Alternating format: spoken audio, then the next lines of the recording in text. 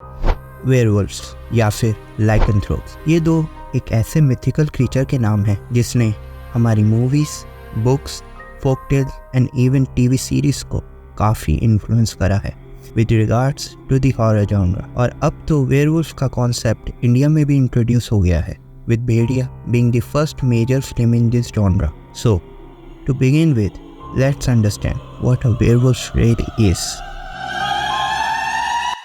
According to different legends, werewolf can be termed as a human जिसके पास shape shift करने की power होती है, जिससे वो अपने आप को एक वुल्फ में ट्रांसफॉर्म कर सकता है, either through self-willed or during the full moon.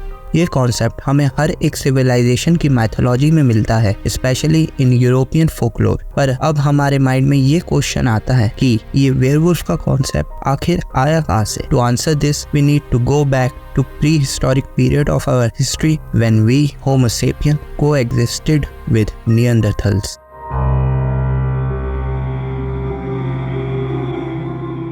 Like any other superstition, werewolf too has its roots in the evolution of mankind. John Allman अपनी इस बुक Evolving Brains में बताते हैं that 140,000 साल पहले कैनाइंस, जो कि एक बायोलॉजिकल ग्रुप है डॉग्स, वुल्व्स एंड फॉक्सेस का, एंड ह्यूमंस, दोनों के बीच एक कॉमन बॉन्ड फॉर्म हुआ, which means that human and wolves evolved together into one of the most successful partnership. और वुल्व्स हमेशा से अपनी strength, stamina, sense of hearing and sense of smell के लिए जाना जाता है। और इसमें कोई शक नहीं that wolves helped us to hunt prey and overcome predators. And early humans wolf के साथ टीम अप करके एक बेहतर हंटर बने and they even violently replaced Homo neanderthals. और इंसान की शुरू से ये आदत तो ज़रूर रही है, वो जो अपने आसपास होता देखता है वो उसी को अडॉप्ट कर लेता है। और अर्ली ह्यूमंस ने जब वुल्फ को अटैक करते हुए देखा होगा तो उन्होंने भी उसकी ये वायलेंट ट्रेट्स अडॉप्ट कर ली। एग्जाम्पल से समझाता हूँ। हर इंसान की ज़िंदगी में एक वक्त ऐसा ज़रूर आता है जब वो अपने सारे इमोशंस खोकर किसी चीज़ पर या किसी इंसान पर इतना गुस्सा हो जाता है जैसे वो किसी दरिंदे में बदल गया हो।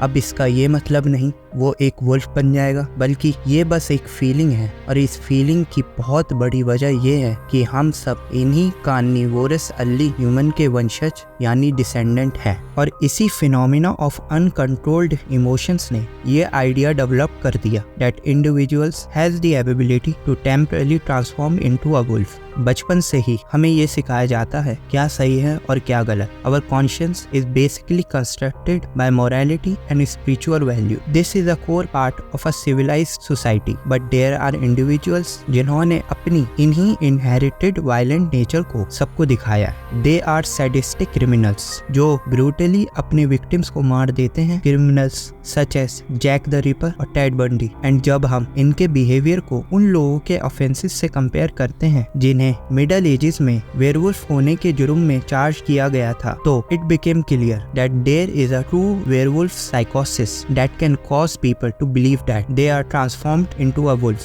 which cause them to commit such heinous act of violence, just like a wolf who bite its prey to death. अब प्री हिस्ट्री से थोड़ा आगे बढ़कर आते हैं और जानते हैं how werewolf was portrayed in the ancient Greece mythology and legend.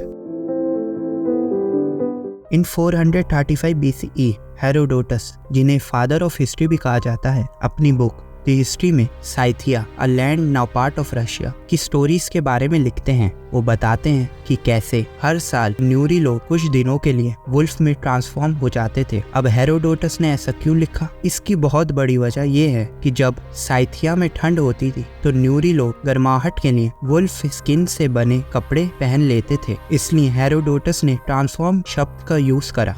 But one of the most fascinating mythological story surrounding werewolf is of King Lycaon of Arcadia, जो अपनी क्रूएलिटी के लिए जाना जाता है। ग्रीक माइथोलॉजी के अकॉर्डिंग लाइकियन की कई बीवियां थीं, जिससे उसे 50 बच्चे हुए। उसके बेटे भी उसी की तरह एरोगेंट एंड इम्पायस थे। एक दिन Zeus, the king of all gods, ने लाइकियन और उसके बेटों को टेस्ट करने के लिए एक किसान का अवतार लिया और आर्केडिया आ गया। धीरे धीरे जब आर्केडिया के लोग ज़्यूस के पास से गुजरे तो उन्हें समझ आ जाता है कि ये कोई आम किसान नहीं बल्कि कोई गॉड है, और वो सब उसे पूजना शुरू कर देते हैं। लाइकियन को जब ये बात पता लगती है उसे यकीन नहीं होता कि ये आम किसान कोई गॉड है, तो वो ज़्यूस की डिविनिटी टेस्ट करने के लिए उसे खाने पर इनवाइट करता है। लाइकियन इस ओकेजन के लिए अपने ही बेटे निक्टिमस को सैक्रिफाइस करके उसके बॉडी के पार्ट्स रोस्ट करवा कर ज़्यूस को खाने में सर्व कर देता है। जब ज़्यूस पहली बाइट लेता है तो उसे पता चल जाता है कि ये लाइकियन के बेटे का मीट है। ज़्यूस गुस्से में पूरी टेबल पलट देता है और लाइकियन से बदला लेने के लिए उसको एक वुल्फ में बदल देता है। ज़्यूस उसके सारे बेटों को भी बिजली गिराकर मार देता है। एंड इसी स्टोरी से हमें लाइकेंथ्रोप वर्ड का ओरिजिन मिलता है।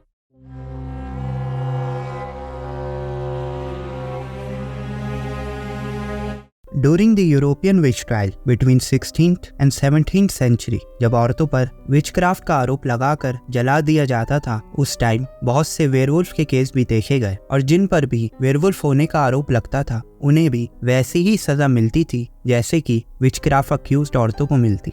One such example of werewolfism during early modern Europe is the case of Peter Stump. The story of Peter is among the most disturbing real account of a self-acclaimed werewolf I've ever read. Sources के अनुसार Peter, जो कि एक rich farmer था Germany के बेडवर्क town का, उसकी बीवी 1580s में ही मर गई और वो अपनी बेटी सिबिल एंड बेटे जिसका नाम अननोन है उनके साथ रहता था। उसके टाउन के लोगों के लिए तो वो एक डिसेंट आदमी था just because of his wealth, but the truth was he was sadistic person.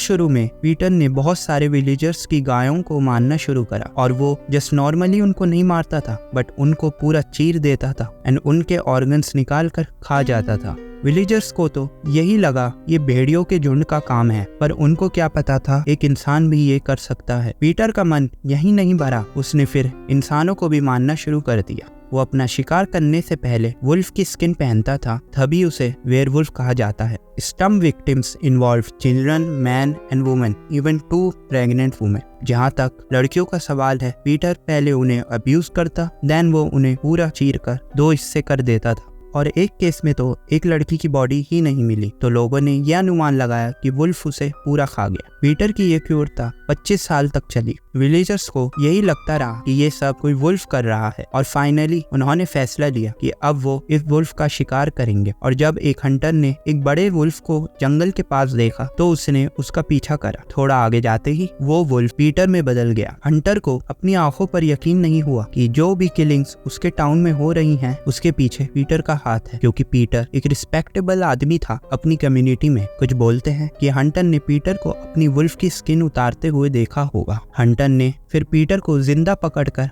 Authority के हवाले कर दिया। पीटर ने ऑफिसर्स को बताया कि जब वो 12 साल का था तो उसने डेविल को अपनी सोल बेच दी थी ताकि उसे दुनिया की सारी चीजें मिल पाए। डेविल ने उसे एक बेल्ट दी जिसे पहनकर वो एक वेयरवुल्फ में बदल सकता था। This is just a theory made up in his mind. On October 28, 1589 stump को गिल्टी करार किया गया और उसको मौत की सजा दी गई। बट ये कोई आम मौत की सजा नहीं थी, बल्कि बहुत ही ब्रूटल मौत की सजा थी जो 3 स्टेजेस में हुई। फर्स्टली पीटर को एक व्हील पर बांधा गया, देन लोहे के पिंसर यानी चिमटे को गर्म करा गया और धीरे धीरे उसकी स्किन को चिमटे से खींचकर उखाड़ा गया। सेकेंडली उसके हाथ और पैरों को एक कुल्हाड़ी के एंड से मार मार कर तोड़ दिया गया ताकि वो अपनी कब्र से बाहर ना आ सके। थर्डली उसकी गर्दन को उसके शरीर से अलग कर दिया गया और उसकी बॉडी को जला दिया गया। आखिर में विलेजर्स को वार्निंग देने के लिए एक पोल बनाया गया, उसके ऊपर उसी व्हील को लगाया जिस पर स्टम्प को बांधा गया था। व्हील के ऊपर 16 लकड़ियां लगाई गई to represent all Stumpp victims. Then एक वुल्फ की बॉडी लगाई। Finally at the top of the pole Stumpp का हेड अटैच करा गया। प्रेजेंट में काफी साइकोलॉजिस्ट ने पीटर के बिहेवियर को एनालाइज किया और कंक्लूजन निकाला कि पीटर एक क्लिनिकल लाइकेंथ्रोपी का शिकार था, जिसमें एक इंसान को डिल्यूजन होता है कि वो एक वुल्फ है और वैसी ही हरकतें करने लगता है।